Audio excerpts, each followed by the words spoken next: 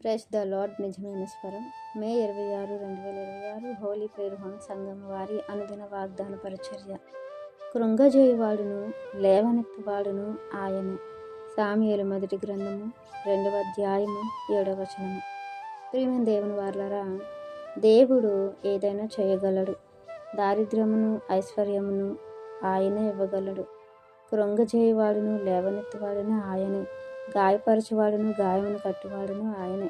ఇవన్నీ మన జీవితంలోకి దేవుడే అనుమతిస్తున్నాడు. మనం లేమిలో ఉండటం దేవునికి మహిమకరమే. మనం ఐశ్వర్యవంతులుగా ఉండటం దేవునికి మహిమకరమే.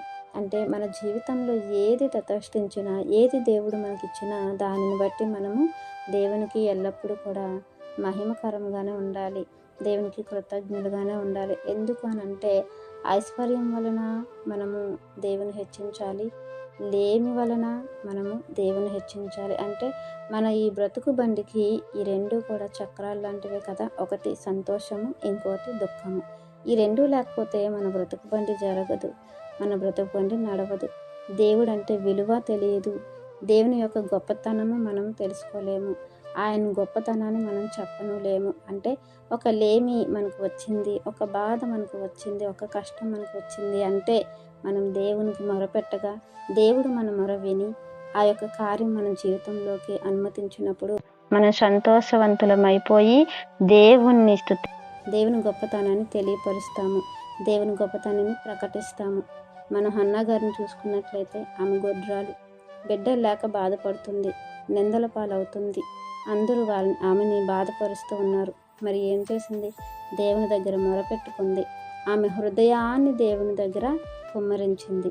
దేవుని యొక్క కనికరాన్ని పొందుకుంది, ఆయన యొక్క రక్షణను పొందుకుంది. అందుకే 2వ అధ్యాయంలో ఆమె ఆనందభరితురాలయ్యింది, సంతోషభరితురాలైపోయింది. దేవుడిని నా బలము అని అనుకుంది, ఆయన నా రక్షణ అని అనుకుంది. దేవుణ్ణి మహిమపరిచి ఒక స్తుతి పాటలాగా ఈ యొక్క మాటలన్నింటినీ కూడా మన ముందు పెట్టింది. ప్రియమైన దేవుని వారలారా, దేవుడు మనల్ని ఎంత ప్రేమిస్తున్నారో అన్నది మనకు మన జీవితంలో చేసినటువంటి కార్యాలు బట్టి మనకు అర్థమవుతుంది. ఆయన హృదయంలో మనల్ని ఉంచి ఉన్నారు కనుకనే ఈరోజు రక్షణను అనుభవిస్తున్నాము, ఆయన యొక్క కార్యాలను అనుభవిస్తున్నాము, ఆయన ఇస్తున్నటువంటి మేలులను అనుభవిస్తున్నాము, ఆయన కృపను మనము పొందుకుంటున్నాము, కృప వెంబడి కృపను అనుభవిస్తూ ఉన్నాం. మరి దేవుడు మన హృదయంలో ఉన్నాడా? మనం దేవుని హృదయంలో ఉంటే ఆయన మన కోసం ఎంతో చేస్తున్నారు, ఎంతో చేయడానికి ఇష్టపడుతున్నారు. మనం కళ్ళల్లో నీళ్లు దేవుడి పాదాల దగ్గర ఒలికిస్తే తట్టుకోలేని దేవుడు మన జీవితంలో ఎన్నో కార్యాలు చేయడానికి ఇష్టపడుతున్నారు. ఏదో ఒక కార్యం మనకు ఆలస్యమైనట్లు అయితే దాని వలన మనము ఆ చిన్నపాటి ఉన్నటువంటి కొద్ది విశ్వాసాన్ని కోల్పోకుండా ఆ విశ్వాసం ద్వారానే దేవుని మహిమపరిచే విధంగా మనం ఉండాలని ఈ వాక్యం మనందరి జీవితంలో దేవుడు ఫలింపచేయాలని ఆశిస్తున్న వారు దైవజనులు బ్రదర్ నెహమ్యా గారు. God bless you. ఆమెన్.